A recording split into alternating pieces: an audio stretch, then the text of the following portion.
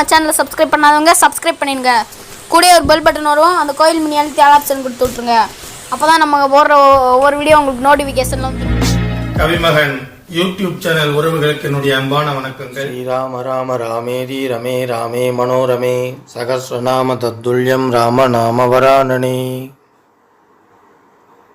ஸ்ரீமத் வால்மீகி ராமாயணம் அயோத்தியா காண்டத்தில் 37வது சர்க்கம். மரபுரியும் மாமுனிவர் சீற்றமும்.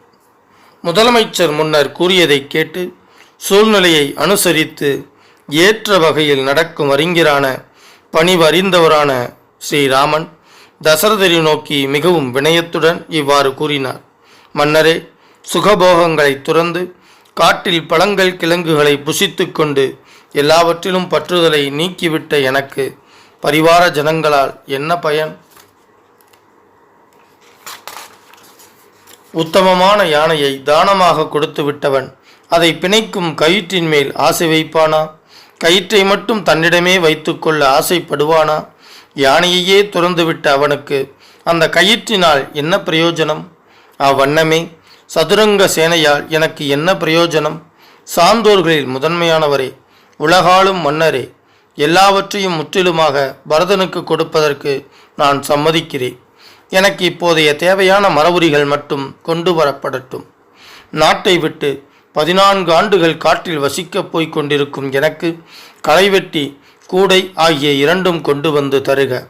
வெட்கம் மானத்தை முழுவதுமாக விட்டுவிட்ட கைகேயி தானே சென்று மரபுரிகளை கொண்டு வந்து மக்கள் கூட்டம் பார்த்து கொண்டிருக்கும் போதே ஸ்ரீராமனை நோக்கி உடுத்திக்கொள் என்றாள். வெட்கம் மானத்தை முழுவதுமாக விட்டுவிட்ட கைகேயி தானே சென்று மரபுரிகளை கொண்டு வந்து மக்கள் கூட்டம் பார்த்து கொண்டிருக்கும் போதே ராமனை நோக்கி உடுத்திக்கொள் என்றாள். மகாபலம் பொருந்திய அவர் கைகேயிடமிருந்து அந்த மரபுரிகள் இரண்டையும் பெற்றுக்கொண்டு தான் அணிந்திருந்த உயர்ந்த ஆடையை களைந்து முனிவர்களைப் போல் மரவுரியை உடை அணிந்து கொண்டார். மரவுரியை உடையாக அணிந்து கொண்டார். லக்ஷ்மணனும் தான் அணிந்திருந்த உத்தமமான வேஷ்டி உத்திரியங்களை களைந்துவிட்டு தகப்பனாரின் முன்னிலையிலேயே தபசிகளின் உடைகளான மரவுரியை ஏற்றுக்கொண்டார். பிறகு உயரிய பட்டாடைகளையே அணிந்து கொள்ளும் சீதாதேவி தான் உடுத்தி கொள்வதற்காகவும் மரவுரி வைக்கப்பட்டிருப்பதை பார்த்து விரித்து வைக்கப்பட்டிருக்கும் வலையை கண்ட பெண்மான் போல அஞ்சி நடுங்கினார். பேரழகு வாய்ந்த சீதை அறம் அறிந்தவள், அறநெறிப்படி நடப்பவள். கைகேயிடமிருந்து 2 மரவுரிகளை கை நீட்டி வாங்கி கொண்டு மிகவும் மனம் நொந்து கண்களில் நீர் நிரம்ப கந்தர்வ மன்னனைப் போல மிகுந்த ஒளியுடன் விளங்கிய கணவரை பார்த்து இவ்வாறு கூறினாள்.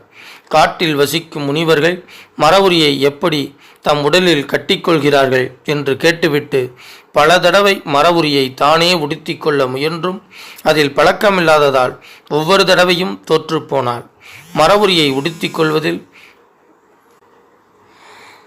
காட்டில் வசிக்கும் முனிவர்கள் மரவுரியை எப்படி தம் உடலில் கட்டிக்கொள்கிறார்கள் என்று கேட்டுவிட்டு பல தடவை மரவுரியை தானே உடுத்தி கொள்ள முயன்றும் அதில் பழக்கமில்லாததால் ஒவ்வொரு தடவையும் தோற்றுப்போனாள்.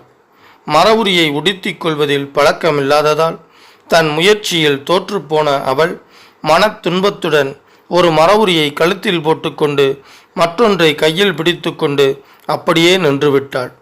தர்மத்தை கடைப்பிடிப்பவர்களுள் முதன்மையானவரான ராமன் உடனே அருகில் வந்து சீதை உடுத்தியிருந்த பட்டு வஸ்திரத்தின் மேல் மரவுரியை தானே அணிவித்தார்.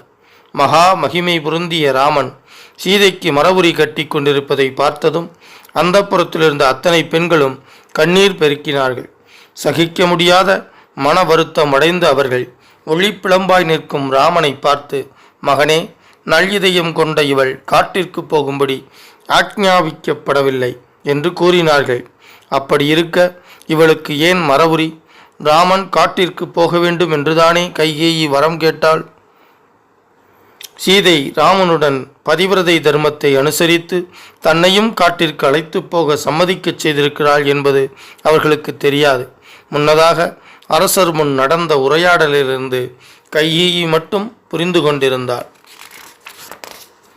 செல்வமே, தந்தையின் வார்த்தை காப்பாற்றுவதற்காக மனித சஞ்சாரமற்ற காட்டிற்கு நீ சென்றுவிட்டால் நாங்கள் இவளை பார்த்து பார்த்து ஆறுதல் அடைந்து கொண்டிருப்போம். குழந்தாய், லக்ஷ்மணனை துணைக்கு அழைத்து கொண்டு நீ காட்டிற்கு போ.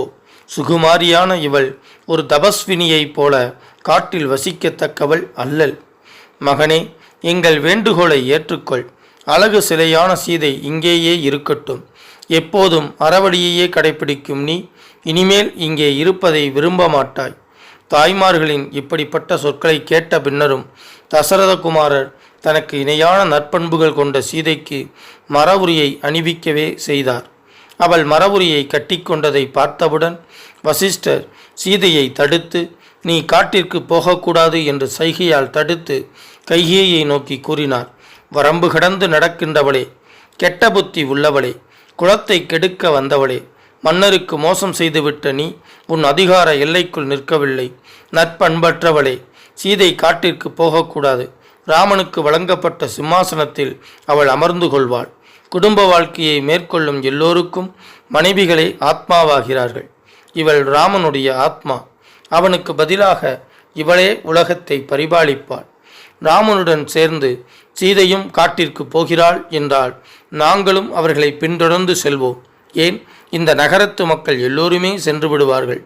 மனைவியோடு ராமன் எங்கே போகிறானோ அந்த இடத்திற்கு மிகவும் முக்கியமான பாதுகாப்பு பணியை செய்து வரும் எல்லை பாதுகாவல் படையினரும் சென்று விடுவார்கள். மன்னரின் தயவில் வாழ்க்கை நடத்தி கொண்டிருப்பவர்களும் நகர மக்களும் புறநகர் மக்களும் தத்தம் உடைமைகளை எடுத்துக்கொண்டு போய்விடுவார்கள். பரதனும் சத்ருக்கனனும் மரவுரி அணிந்து கொண்டு காட்டில் இருப்பார்கள். காட்டில் வசிக்கும் மூத்த சகோதரர் ராமனுக்கு சேவை செய்து வருவார்கள். பிறகு மக்கள் எல்லோரும் வெளியேறிவிட்டதால் பாழடைந்து விட்ட இந்த ராஜ்யத்தை தீய நதியில் செல்கின்றவளும் குடிமக்களின் நலனில் அக்கறை அற்றவளுமான நீ ஒருத்தியாக ஓடிப்போக முடியாததால் பொலிவிழந்து நிற்கும் மரங்களுடன் கூட ஆட்சி செலுத்தி வா. எந்த இடத்தில் ராமன் மன்னனாக இல்லையோ அந்த இடம் நாடு ஆகாது. ராமன் வாழும் காடு கூட ஒரு நாடாக ஆகிவிடும். பரதன் தசரத மன்னனுக்கு பிறந்த பிள்ளையாக இருப்பானே ஆகில் தந்தையால் மனமுவந்து அளிக்கப்படாத ராஜ்யத்தை ஆட்சி செய்ய உடன்பட மாட்டான். உன்னிடமும் ஒரு மகனைப் போல் நடந்து கொள்ள மாட்டான். நீ பூமியிலிருந்து ஆகாயத்திற்கு துள்ளி பாய்ந்தாலும் தந்தையின் பரம்பரை பழக்கங்களை அறிந்த அவன் அதற்கு மாறுபாடாக நடந்து கொள்ள மாட்டான். மூத்த பிள்ளைக்கே அரசுரிமை என்ற மரபுக்கு எதிராக அவன் நடக்கவே மாட்டான். உன் புத்திரனுக்கு நலன் செய்யவே விரும்பிய நீ அவனுக்கு பிரியமில்லாத காரியத்தையே செய்திருக்கிறாய். ஏனென்றால் ராமனுக்கு அடிபணிந்து அனுசரித்து போகாத ஒருவர் கூட இந்த உலகத்தில் இல்லை. கைகேயி ராமனோடு கூடவே ஆடு மாடுகளும் நாகங்களும் புலி கரடி யானை குதிரை போன்ற விலங்குகளும் பறவைகளும் போவதை கண்ணால் காணப்போகிறாய். அவ்வளவு ஏன், மரங்கள் கூட அவன் போகும் திசையை நோக்கியே சாய்ந்து கொள்ளும். தேவி, உன் மருமகளுக்கு கொடுத்திருக்கும் மரவுரியை திரும்ப பெற்றுக்கொண்டு சிறந்த ஆடை அணிகலன்களை கொடு. மரவுரி அணிந்து கொள்ள வேண்டுமென்று இவளுக்கு விதிக்கப்படவில்லை. இவ்வாறு சொல்லிவிட்டு மரவுரி ஆடையை அணிந்து கொள்வதிலிருந்து சீதையை தடுத்தார் வசிஷ்டர்.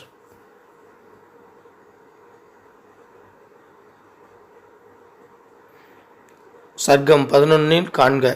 மரவுரி மான்தோல் அணிந்து கொண்டு ராமன் தபசியாக வாழ வேண்டும். கைகேயி கேட்ட வரத்தில் சீதை இல்லவே இல்லை. கேகய மன்னன் மகளே, ராமன் ஒருவனுக்குத்தான் வனவாசம் உன்னால் வரமாக கேட்டுக்கொள்ளப்பட்டது.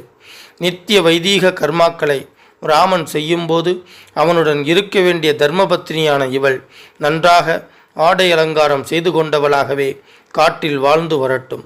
அரச குமாரியான சீதை வாகனங்கள் மற்றும் முக்கியமான பணியாளர்கள் சூழ எல்லாவிதமான ஆடை அணிகலன்களுடன் காட்டிற்கு செல்லட்டும். உனக்கு கொடுத்த வரத்தில் இது அடங்கவில்லை. சீதையும் தபஸ்வியைப் போல இருக்க வேண்டும் என்று கோரப்படவில்லை. ஒப்புயர்வில்லா தவ வலிமை உடையவரும் மன்னரின் ஆச்சாரியரும் அந்தன உத்தமருமான வசிஷ்டர் இவ்வாறு கூறியதை கேட்ட பின்னரும் தன் அன்புக்குரிய கணவரை அடியொற்றியே நடக்க விரும்பிய சீதை மரவுரியை கட்டிக்கொள்ள வேண்டும் என்ற எண்ணத்தை துறக்கவில்லை. ஸ்ரீமத் வால்மீகி ராமாயணம் அயோத்தியா காண்டத்தில் 37வது சர்க்கம் முற்றிற்று.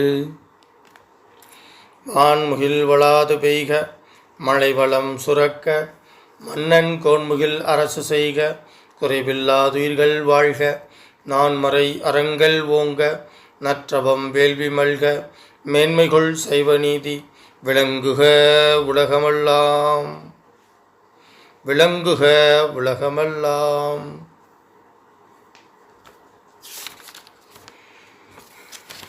ஸ்ரீமத் ராமாயணத்தை அனுதினமும் படிப்பதால், அனுதினமும் கேட்பதால் சகல நன்மையும் நலமும் உண்டாகும். மனதிலும் செயலிலும் அமைதி உண்டாகும். இப்பூவுலக வாழ்வில் நிறைவு உண்டாகும். 7 தலைமுறைக்கும் மங்களம் உண்டாகும். ஸ்ரீமத் ராமாயணத்தை அனுதினமும் ஸ்ரத்தாபக்தியோடு இடைவிடாது சிந்திப்பவர்கள் பூர்ண சுகம் உடையவராக நோயற்ற தேகத்தோடு நன்மையையே அனுபவிப்பர்.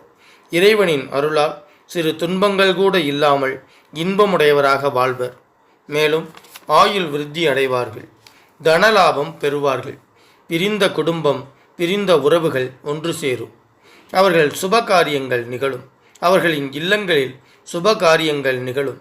அவர்கள் இல்லத்தில் தானிய விருத்தி அடையும். வெள்ளி சூன்யம் வேரோடு அழியும். தீரா கடன் தீரும். உறவுகள் பலப்படும். புதிய புதிய முயற்சிகளில் வெற்றி பெறுவர்.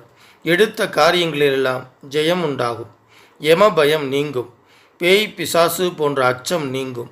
அசுர சக்திகள், துஷ்ட சக்திகள் உங்கள் பார்வையில் நாசமாகும். எதிரிகள் மற்றும் பகைவர்கள் தெரித்து ஓடுவார்கள். எங்கெல்லாம் ஸ்ரீ ராமாயண சப்தம் ஒலிக்கின்றதோ அங்கெல்லாம் மேகங்கள் உரிய காலத்தில் மழையை பொழியும். பூமி அதிக விளைச்சல் கண்டு செழித்து வளரும். பஞ்சம் பட்டினி இல்லாமல் இவ்வுலகம் செழிக்கும். மக்களுக்கு நலம் பெருகும். இம்மண்ணை ஆளும் அரசர்கள் அறவழியில் ஆட்சி நடத்துவார்கள். அதர்மமாய் ஆட்சி நடத்தினால் புகழை இழப்பர். எக்காலத்திலும் பிராணிகளுக்கும் கற்றறிந்தவர்களுக்கும் நன்மையே உண்டாகும். கெட்டவர்கள் அனைவரும் நல்லவர்கள் ஆவார்கள். நல்ல உள்ளம் படைத்த பெரியோர்களும் சான்றோர்களும் அமைதியையும் ஆனந்தத்தையும் பெறுவார்கள். மனம் உருகி வேண்டுவதும் அவர்களுக்கு வேண்டியதும் கிடைக்கும். சுபகாரியம் நிகழும். மக்கட்பேறு அடைவர். வம்பு வழக்குகளில் வெற்றி கிட்டும். வாழ்வின் நிறைவில் பேரின்பப் பேறு அளிக்கும் மோட்சம் கிட்டும். மூர்த்தியெல்லாம் வாழி, எங்கள் மோனகுரு வாழி, அருள் வார்த்தை என்றும் வாழி, அன்பர் வாழி பராபரமே. ஓம் சாந்தி சாந்தி சாந்தி. ஹரிஹி ஓம். ஸ்ரீ குருப்யோ நமஹ. ஹரிஹி ஓம். பாரதி சொன்ன மாதிரி 8 திக்குகளிலும் இந்த தமிழை கொண்டு சேர்க்க வேண்டும் அப்படின்னா நீங்க சப்ஸ்கிரைப் பண்ணணும், லைக் பண்ணணும், கமெண்ட்ஸ் பண்ணணும். நன்றி, வணக்கம். இதுவரைக்கும் நம்ம சேனலை சப்ஸ்கிரைப் பண்ணாதவங்க சப்ஸ்கிரைப் பண்ணிடுங்க. கூட ஒரு பெல் பட்டன் வரும், அந்த கோயில் மினி அழுத்தி ஆல் ஆப்ஷன் கொடுத்து விட்ருங்க. அப்போ தான் நம்ம போடுற ஒவ்வொரு வீடியோ உங்களுக்கு நோட்டிஃபிகேஷனில் வந்துடும்.